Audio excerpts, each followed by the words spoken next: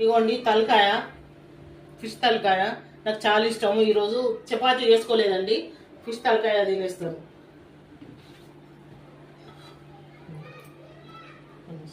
ఒక్క నిమిషం బాబు. ఇగోండి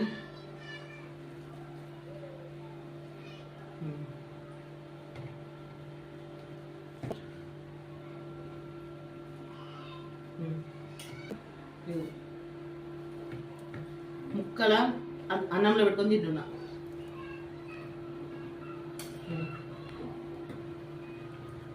అన్నం అయిపోయిందండి, తలకాయ తింటున్నాను.